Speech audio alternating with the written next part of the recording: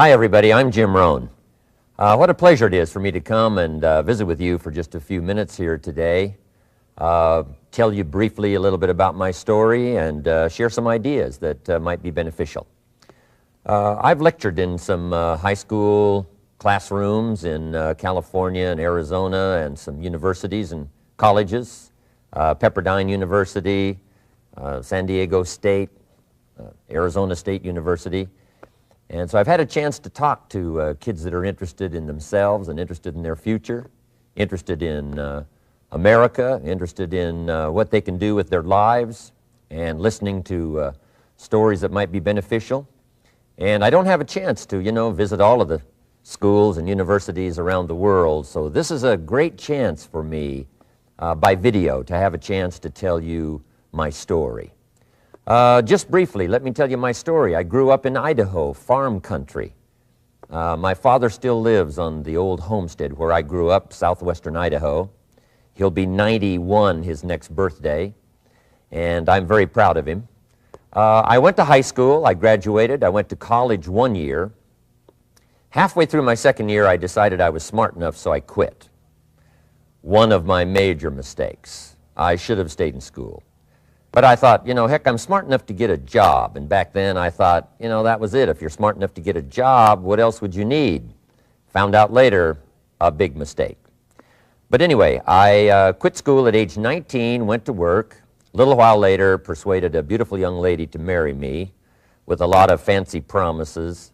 And fortunately for me, we got married. A little while later, I started my family.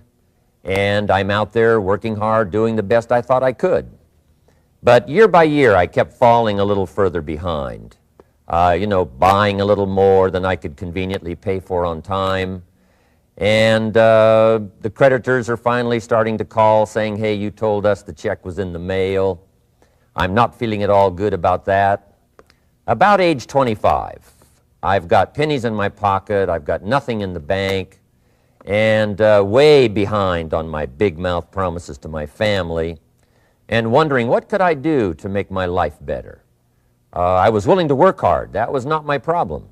But I just wasn't making the progress I wanted to make. And then good fortune came my way. Sometimes it's difficult to describe good fortune, why something remarkable happens to you at a particular time. One of my friends says, well, hey, things don't just happen. Things happen just. And maybe that's it, I don't know. But my good fortune was I had a chance to meet a very wealthy man. His name was Mr. Schoaf, Mr. Earl Schoaf. A friend of mine had gone to work for him, and he started telling me about this man. He said, you got to meet this man. He's rich, but he's easy to talk to. And he's got a remarkable philosophy of life. And he kept going on, and I thought, well, I've got to meet this man. So shortly after that, I had a chance to meet this Mr. Schoaf, and I was impressed. He was rich. He was easy to talk to. Within a few minutes, I was dazzled. And I said to myself, I would give anything if I could be like that, rich and easy to talk to. What would it take? And then I thought, if I could just get around somebody like him, and if he would teach me and coach me, I would do it all. And that was my good fortune. A few months later, this wealthy man, Mr. Schoaf, hired me and gave me a job, and I went to work for him, and I spent the next 5 years in his employ. And then, unfortunately, at age 49, he died. But I got to spend 5 years with this remarkable man, his last 5 years of his life, and the first 5 years of my new life. And my dream came true during that 5-year period. This man took the time to teach me and coach me. He taught me the books to read. He taught me the disciplines, and he taught me the skills. And he taught me the changes to make in my language and personality. And the things he shared with me during that 5 years changed my whole life. Changed my income, changed my bank account, changed my future. I've never been the same. By the time I was 31 years old, I was a millionaire. So he taught me economics as well. So how lucky can you get to meet the right person at the right time who takes the time to share with you ideas that can change your life? A lot of rich people, right, don't take the time, but he did, and he also had the ability. Some people want to share their experiences, but they don't quite know how to say it, but he had it all, and he used language that I could understand, and those ideas greatly affected my life. I wish he was still alive today. If he was, I'd be calling him today one more time, thanking him for the time he spent with me sharing his life and his experiences that so dramatically affected my life. Then, how I really came to be invited to speak to you today. 30-plus years ago, I was living in Beverly Hills, California. And a friend of mine one day said, "Jim, you've got to come and tell your story to my service club." He belonged to the Rotary Club. And he said, "I know your story. Idaho farm boy makes it to Beverly Hills." But he said, "I know my club members would love to hear your story. Would you come and at our breakfast meeting and tell your story?" And I said, "Okay." So I arranged a little talk, went and shared my story that morning, and guess what? They liked it. And my phone rang. Another club called and said, "Would you come and tell us that story?" My phone rings. Another club calls, said, "We've heard about your story. We have a luncheon meeting. Would you come share your story?"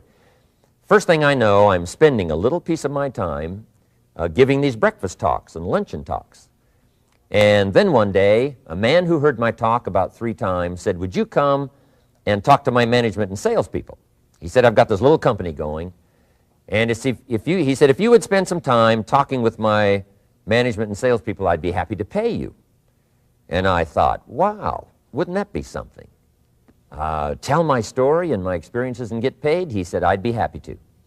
Little did I know, that was the beginning of a whole new, brand new adventure for me in sharing my story in speeches and talks and seminars and lectures. And now this business, it's become one of my most flourishing enterprises, takes me around the world. I went to many countries just this year, had my largest audience early this year in Spain, 12,000 people, 10 different languages being translated at the same time, the whole audience with the earphones on. It's interesting when you lecture with multi-languages. You know, when you hit the punchline, you know, the Spanish laugh first, and then the French get it, and then finally the Italians get it, and last the Germans finally get it. And then I say, "Hey, the Germans finally got it, I guess we can continue." You know, some languages take longer to translate than other languages. But what an exciting adventure for me. I was in Israel this year. I lectured in France, my first trip to Prague, Czechoslovakia, Lisbon, Portugal. Last year I was in London lecturing. Happened to be there the same night Pavarotti was singing in London. So, a big dilemma for the people in London. Shall we go see Jim Rohn or shall we go listen to Pavarotti? Well, I must admit he had more people than I did, like 150,000 more. He did a free concert in Hyde Park, and they expected 250,000, but only 150,000 showed up because it rained. And they all got soaked from Prince Charles on down, but they sat in the rain and listened to Pavarotti.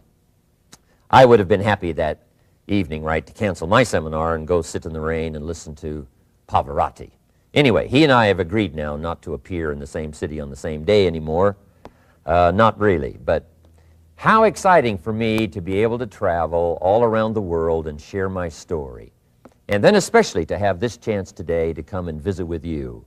And when I get a chance to speak at a high school class or a university class, I'm always excited about it. I'm limited in time, so I wanted to use this way to come and share my story with you and some ideas that might be helpful in your career for the future, in your now busy life as a student, and then wherever you find yourself in the years to come. Some of the things I'm going to share with you, I want you to remember for a long, long time, because the ideas I want to translate for you drastically affected my life.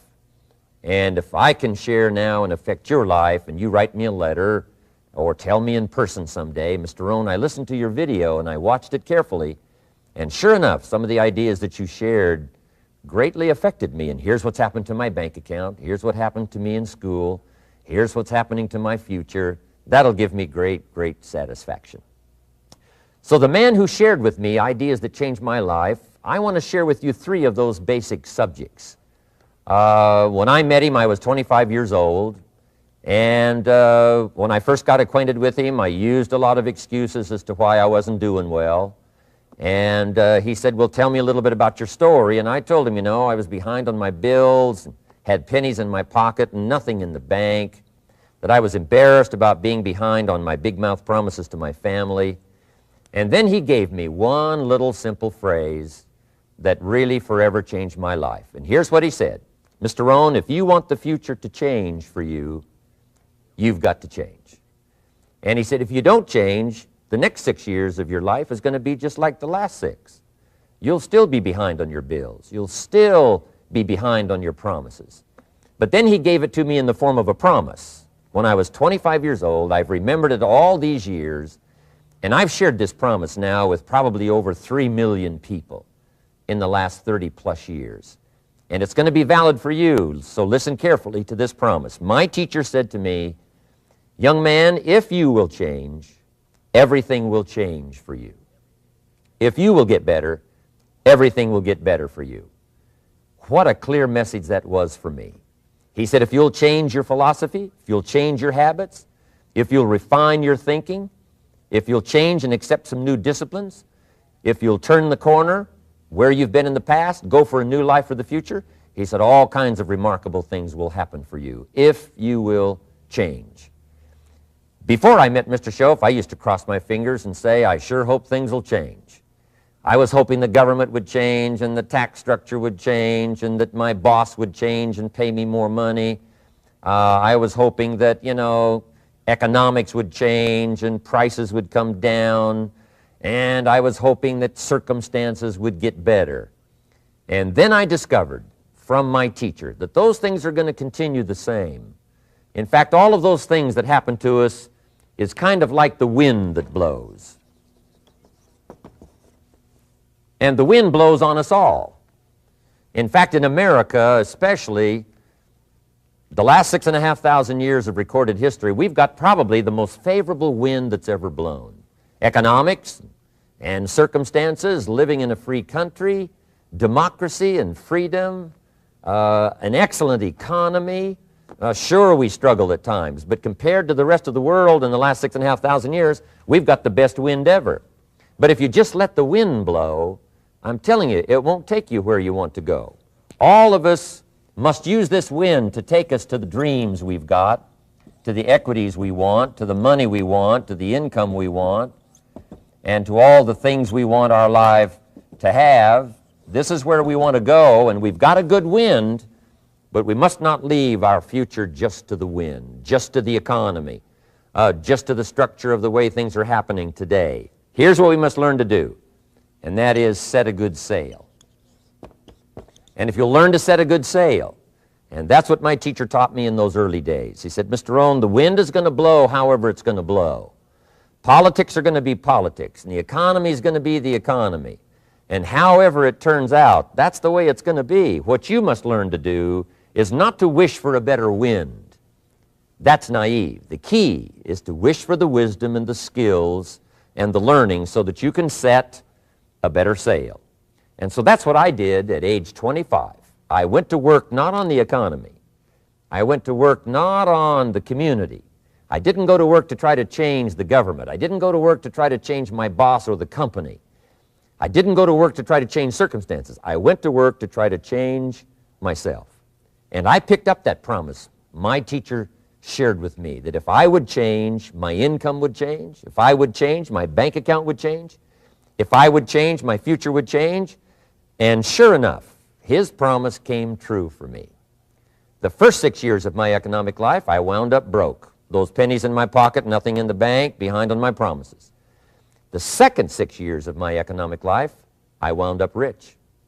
But interestingly enough, the second 6 years of my economic life, the government was about the same and the economy was about the same. You know, the companies were about the same. What they paid was the same. Circumstances around me were the same. You know, my negative relatives were the same. But I was not the same.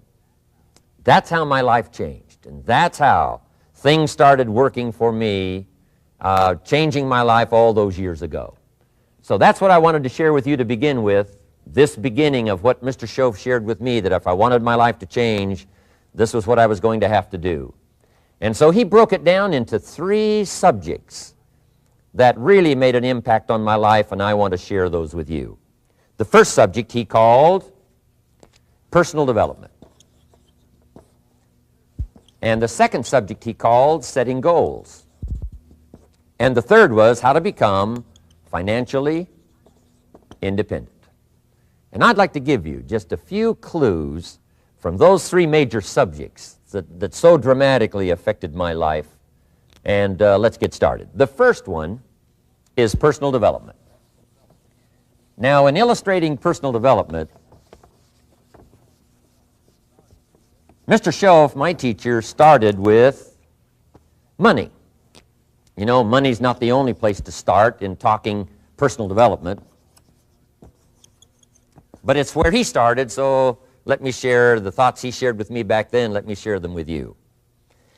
Here's the best lesson I can give you on economics. It's very simple. We get paid for bringing value to the marketplace. That's about as simple as I can put economics. We get paid for bringing value to the marketplace. Now, it takes time to bring value to the marketplace. However, we do not get paid for time, so we cross that out. Mistakenly, the man says, I'm making about $20 for an hour. Not true. If that was true, you could just stay home, right, and have him send your money. So that's not true. We don't get paid for time. We get paid for value brought to the marketplace. Now, since that's true, here's one of the key questions of my talk to you today. Is it possible to become twice as valuable to the marketplace and make twice as much money in the same time? Is that possible? The answer is yes. Could you become 3 times as valuable as you might be right now to the marketplace and make 3 times as much money in the same time? And the answer is yes. 5 times, 10 times? Of course. America is unique. It's a ladder to climb. It starts down here, let's say, at $5 an hour, and it keeps going up.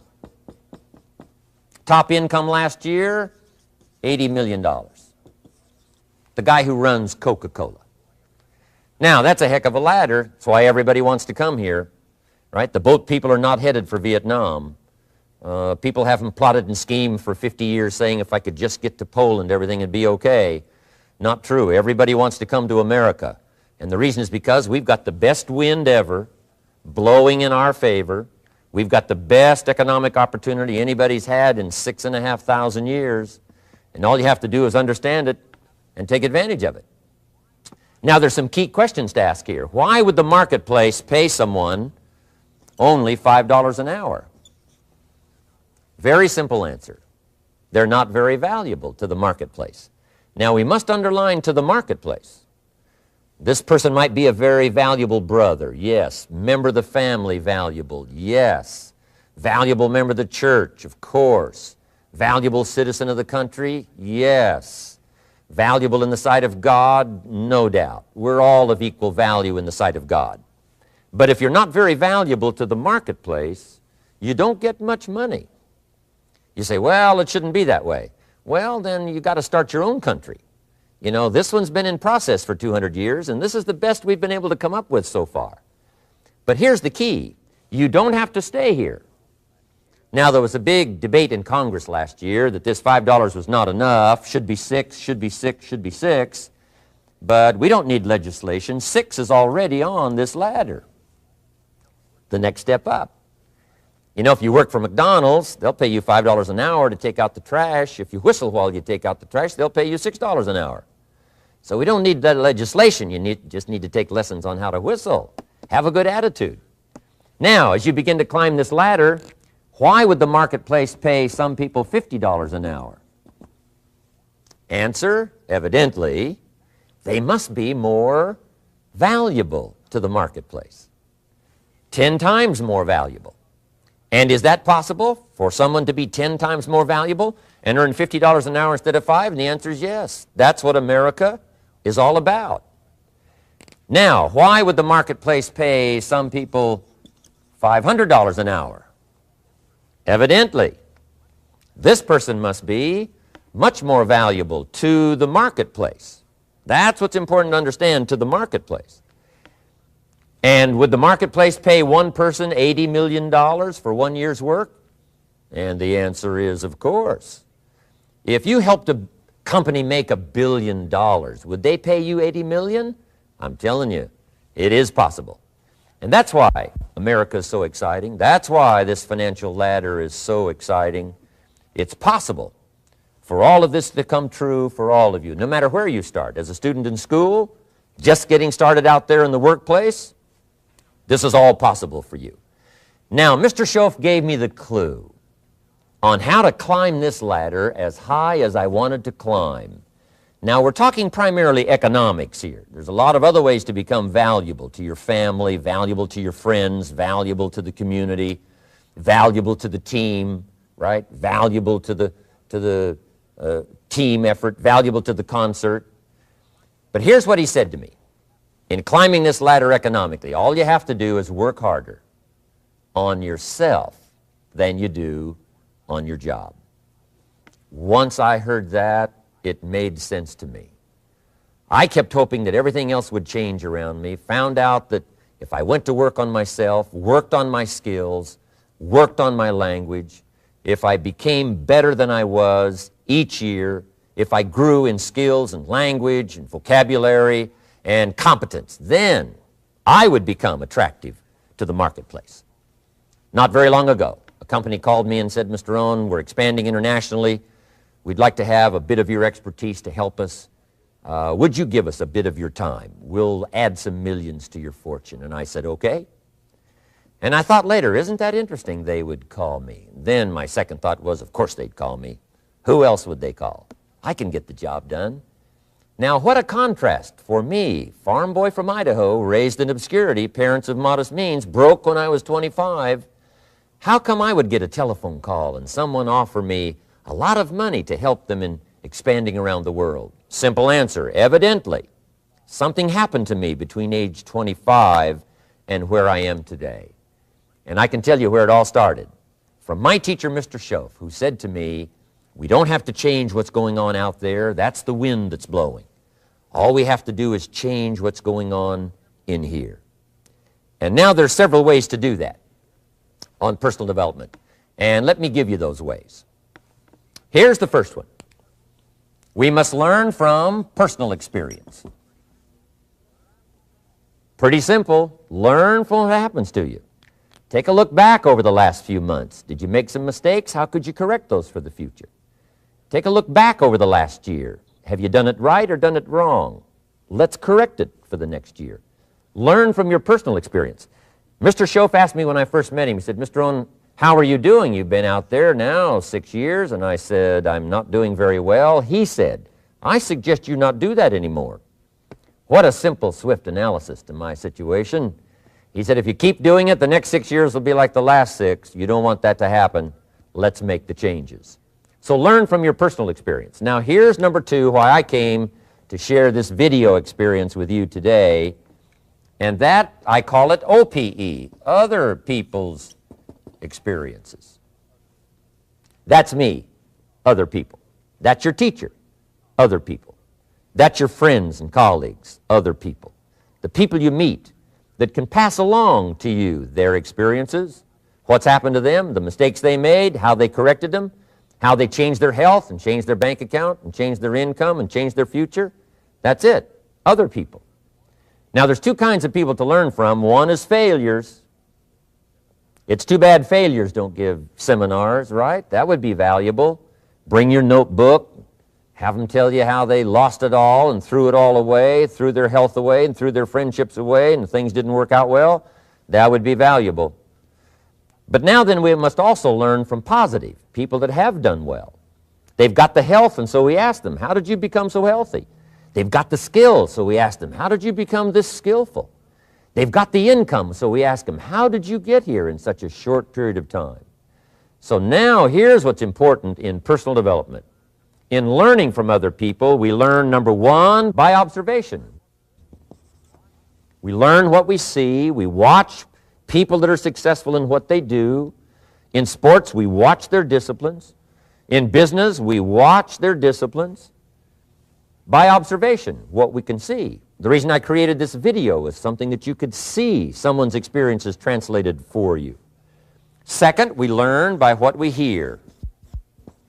I've got some of my lectures on cassette tapes, so you can take them with you wherever you go and learn by listening. Turn your car into a mobile classroom and listen. And then listen to the sermon on Sunday morning. Listen to the lectures. Listen to the teacher. Listen to someone who's got something good to say. And then number 3 is vitally important on personal development, and that is read all the books you can possibly read in your lifetime. Mr. Schoaf got me started on my library. I've got one of the better libraries. Haven't read everything in it, but I feel smarter just walking in it, my library. At least I was smart enough to buy it. Now I got to be smart enough to read it. And then, of course, I got to be smart enough to decide what's valuable and then do it. But this one is very important. Become a good reader. Some books that helped change my life. Mr. Schoaf recommended, of course, the Bible. And my parents made sure I was a pretty good scholar by the time I was 18. That's been so beneficial for me, drawing from those illustrations, reading about those stories, people who made it and people who didn't make it, and what the difference was. And then other books that helped to really change my life. One called Think and Grow Rich by Napoleon Hill. And then a book that helped me become financially independent by the time I was 31. And that book is called The Richest Man in Babylon by George Clason. And I'm going to share a little bit of that book with you when I get to financial independence today, our third subject. But I started reading the books, attending the classes, making sure that I got in front of people that had something good to say. And then I started keeping a journal. One of the major things my teacher taught me was to keep a journal. He said, don't trust your memory. If you hear something good, just make a little note and write it down. Now, at first I took, notes on pieces of paper and torn off corners and backs of old envelopes. And it didn't serve me well, thrown in a drawer. Then I learned to keep a journal, a bound copy of all my notes. So I would suggest you do the same. Things that impress you, a poem that impresses you. When you attend a class, some of the ideas that impressed you, jot them down. You read something in a magazine, right? Some ideas. Take those out, put them in your journal. Keep a good journal the rest of your life. This will serve you well. My journals make up a significant portion of my own library. And if you saw my library and saw my journals, I tell you what you'd have to say. This is the library, and these are the journals of a very serious student. No wonder Mr. Rohn is invited to lecture and speak on his experiences around the world. So I want the same thing to happen to you. Value captured that you can resort to later, go back over it and review it, and let it become valuable to you. So that's my first subject, personal development. Work harder on yourself than you do on your job.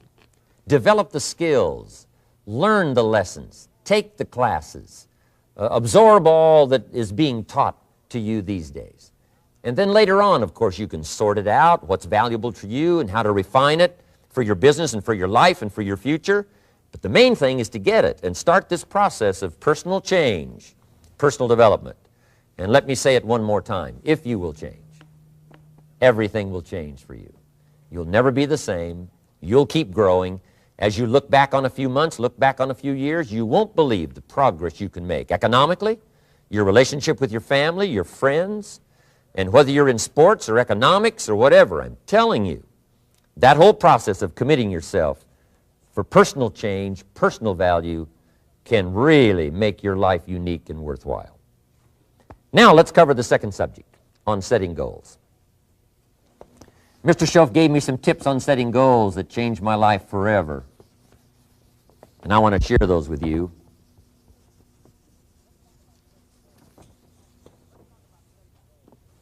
So let's talk about setting goals, and I also want to tie it to personal development, and you'll see how I'm going to do it as I progress here. Setting goals. We need to take a look into the future. There are 4 things to consider in terms of attitude. One is how you feel about the past. Best advice I can give you on that is treat the past as a school. Let it teach you the mistakes you've made, the things that went wrong, the things that didn't work. Don't use the past as a burden to carry, and don't use the past as a club to beat yourself to death. past losses, past failures, past mistakes. But let the past be a school. Tough school maybe. We've all been through some tough stuff. So if you feel good about the past, draw from it for experience and let it teach you. Then next is how you feel about the future. We've got to have the future well designed. The future is called the promise. And here's what we teach in our leadership series.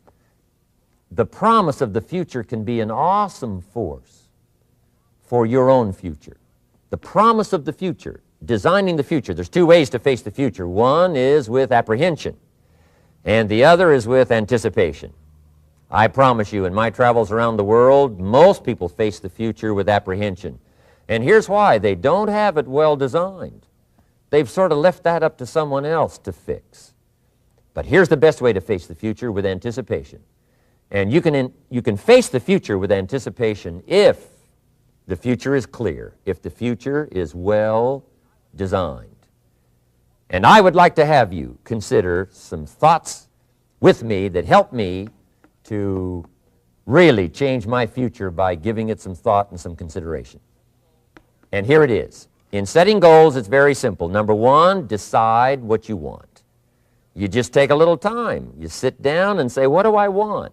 What kind of skills do I want? What kind of income do I want for the future? What would I like? Where would I like to go? Places I'd like to visit. Habits I'd like to acquire. Skills I'd like to have. You just take a little time to think about what you want. Economics, friendships, people you'd like to meet, places you'd like to go. You just take some time.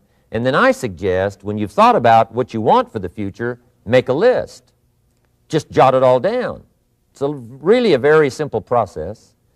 And then here's number three. Keep all the old lists. I'm telling you, this served me so well, keeping my old list of goals. I look back now 10, 20 years ago at goals I set, lists I made, and I smile now because here's what I thought was so important, 20 years ago. Now some of those things aren't even on my list.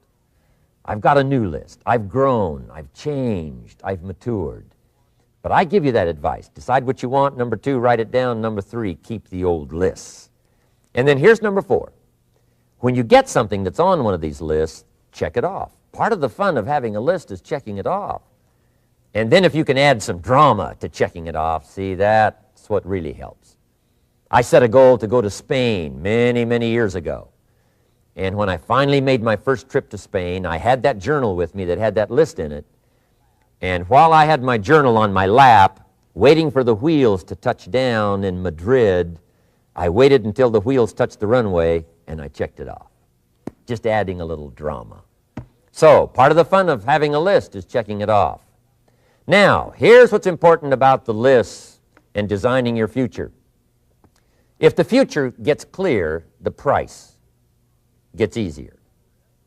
Because you got to remember, for every promise, there's a price to pay. Everybody's got to pay the price. Everybody's got to do the deal. Everybody's got to do the disciplines. Everybody has to pay. But here's what I've discovered. If the promise is clear and powerful, the price is easy to pay. The price is some classes. The price is a few books. The price is a few disciplines. The price is finding something that'll make your life better, make you grow, make you change, make you develop. So the first part of the key is to design the promise. Then, what is the price to pay? I'm telling you, the price will be easy. Anybody in my audience can pay it, no matter where you are, where you come from. Color doesn't matter, religion doesn't matter, where you grew up doesn't matter, circumstances don't matter. I'm telling you, if you'll make the promise of the future clear for yourself, the things you want, the places you want to go, the things you want to have, the person you want to become, the skills you want, the homes you want, the future you want, the friends you want, all of the values of life that you could possibly want. If you'll make that clear, make those lists, and be serious about it, I promise you it's an easy price to pay. Anybody can pay it. And the best advice I can give you is, if I can do it, you can do it. Farm boy from Idaho, raised in obscurity, I changed my life, turned it upside down, turned it all around, found economics, found future, found promise, and if I can do it, you can do it. So, start setting your goals and see if you can't get a better excitement going for the things you want to accomplish for the future. Now here's my third subject, and that's called financial independence. Oh, by the way, before I get to financial independence, let me cover one more point. One of the major reasons for setting goals is for what they make of you in achieving them. My teacher advised me when I first got started at age 25, he said, Jim, why don't you set a goal to become a millionaire? He said, it's got a nice ring to it, you know, enough zeros to impress your accountant. And he said, I'm here to help you. You're only 25 years old. You've been to 1 year of college. You've got a beautiful family, every reason to do it. Why don't you set a goal to become a millionaire? And he said, here's why. And I thought, he doesn't need to teach me why. Wouldn't it be nice to have $1 million? He said, no, then you'll miss it. He said, here's why. For what it will make of you to achieve it. I'm telling you, that statement changed my life. Set the kind of goals that will make something of you to achieve them. He said, now, once you become a millionaire, what's important is not the money. I thought, that's kind of strange teaching. He said, honest, it isn't important. He said, you could just give the money away. Now, I did better than that. I lost it all. By the time I was 31, I was a millionaire. By the time I was 33, I was broke. And I'll tell you a little bit about that story later. But when I lost all my money, guess what? I found out Mr. Schoaf was right. What was valuable was not the money. What was valuable was what I became to earn the money. The skills I had, the knowledge I had about the marketplace, the values that I had going for me. They were more valuable than the money. And here's an important statement to remember. It's not what you get that makes you valuable. It's what you become. So part of the key here is to set the kind of goals that will make something of you. Don't set them too low so that you don't have to grow and you don't have to read and you don't have to try and you don't have to stretch. Don't set them too low. And then don't sell out. Don't go for something that's going to cost you your virtue or cost you your values or sell out your principles. There's a good middle road here to follow. Goals that will inspire, goals that will help you grow, change, develop, and become better than you are. Okay, now let's talk about financial independence. How to become rich by 40, 35 if you're extra bright, much sooner if you find an opportunity like I did. Let me show you how I did it. Financial independence. First of all, I like the phrase financial independence. Some people are a little bit concerned about using the word becoming rich or becoming wealthy, and I can understand that. I struggled a little bit with this. Is it okay to go for becoming rich, go for becoming wealthy? And maybe that's a bit too strong a word or strong a term. So here's what I've come up with that I think is comfortable for me, and that is how to become financially independent. I think it's every person's heritage here, especially in America, to become financially independent. Now, let me give you my definition of financial independence. Financial independence is the ability to live from the income of your own personal resources. Financial independence. Now, it depends on how you want to live. If you need $2,000, $3,000 a month, if you need $4,000 or $5,000 a month, if you need $10,000 a month, some people may need, $100,000 a month. But whatever you would need to live, and you could earn that living from the income of your own personal resources, that's what I call financial freedom, financial independence. And let me show you how to acquire it. If you start at age 15, between ages 15 and 35 is 20 years, and in my personal opinion, based on my own studies and my own experience, 20 years, in my opinion, is enough time to become financially independent. If you're not, you don't live in the wrong country. Probably what's happened is you have the wrong plan. And it's easy to be a nice person with the wrong plan. I found that when I was 25 years old. I was broke at age 25, and I was a nice guy. You would have liked me. But I'm telling you, my plans up until then, especially my financial plan, left me broke. I totally changed it the next 6 years, and I became financially independent. So I know what I'm talking about. It is possible in a reasonable amount of time, 15 to 35, whatever, 20 years' time, enough time. You can do it in a much shorter period of time, like I did if you want to, but this is a reasonable enough time. But here's number one. First of all, you got to have the right philosophy. Philosophy is our ability to gather knowledge and sort through it and decide what's valuable. To develop a philosophy about life, a philosophy about our health, a philosophy about our family relationships, a philosophy about economics. And if you develop the right philosophy, that's what helps to set this sail so that in 6 years it takes you where you want to go instead of winding up like I did that first 6 years of my economics, broke, no money, empty bank account. The right philosophy. Now let me give you a couple of philosophies to consider. Here's the first one. It's called the philosophy of the poor. And here it is.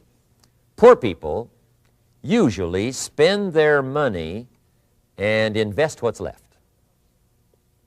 That's the philosophy of the poor. Now here's the philosophy of the rich. Rich people invest their money and spend what's left. And here's the startling answer. It really doesn't matter what the amount is. What's most important is not the amount. What's really important is the philosophy. So I would ask you to adopt this philosophy of spending after you have invested. Invest first, then spend. And I've got a little formula that I'm going to share with you. Now, what should a child do with $1? I mean, there's a lot of debate going on, I'm sure, across the country on what a child should do with $1. Here's one opinion. It's only a child and it's only $1. What difference does it make? Well, in my opinion, it makes all the difference in the world. A person's economic future starts with a child with $1. Somebody says, oh, no, you're only young once. Let him spend it all. Well, when would you hope that would stop? Somebody says, well, wait till he's 50 and broke like me and then he'll learn. Well, no, we don't want to wait that long. If I would have known earlier than age 25, I would have changed.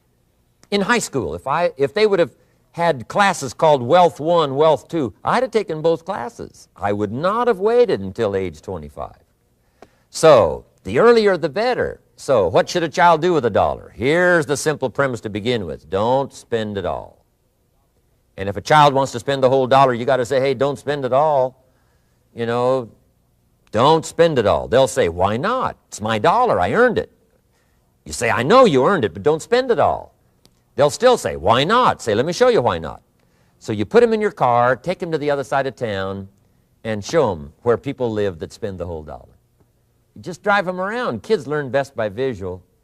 Just drive around and say, would you like to live here? Kid says, no. Would you like to live like these people live? Kid says, no, no. Then you can't spend the whole dollar. So, kids will get the message. So, take them to the other side of town and show them around, unless you already live there, and then just show them around. Anyway, don't spend the whole dollar. Now, let me give you my best view of what to do with $1. And I promise you, if you started at age 15, now if you're over 15, right, you've still got plenty of time. You still got 20 years. If you're 30, you still got 20 years. I mean, you still got plenty of time to start what I'm about to share with you. What to do with $1. Here's my first bit of advice. Never spend more than 70 cents. Never spend more than 70 cents. Now, you got to pick some number, and the number you pick is going to be determined by your philosophy. It's going to be determined by what you've been taught or your experience teaching yourself.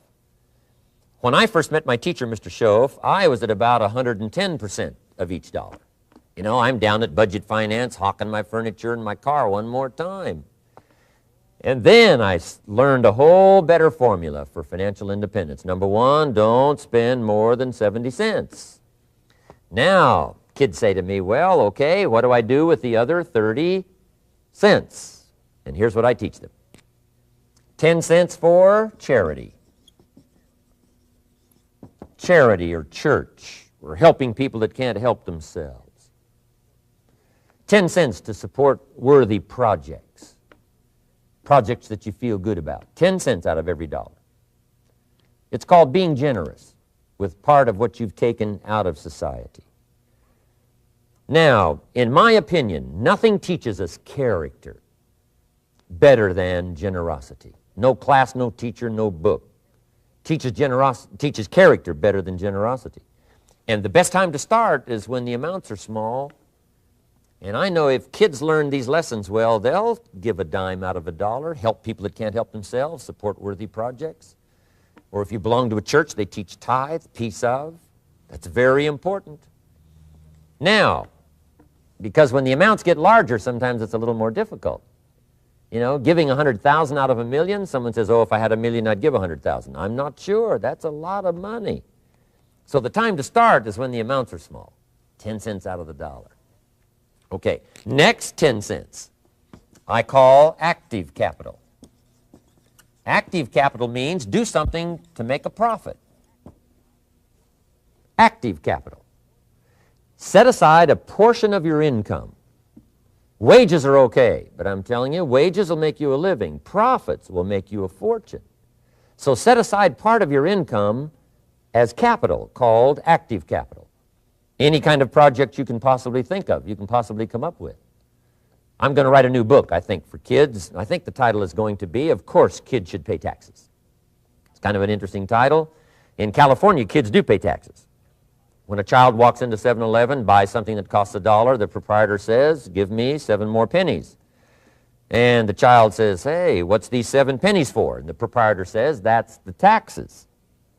Kid says, well, hey, I'm only 8 years old. Proprietor says, congratulations, you're my youngest taxpayer. Give me the money. So in California, where I live, kids do pay taxes. Big question is, should they? And my book will answer that question. Of course, kids should pay taxes. Nothing is for free. If you want to ride your bicycle on the sidewalk instead of in the mud, you got to pay the 7 pennies. Nothing is free, so we all have to pay. So, 10 cents out of your living, out of the money you earn, set aside for capital. Capital to try your best to show a profit. And in my book, it's going to be all kinds of ways kids can make money, right? 2 bicycles, one to ride and one to rent. I mean, you know, it doesn't take long to figure out some enterprise that'll start making a profit. Then you must jot this down if you're taking notes. Profits are better than wages.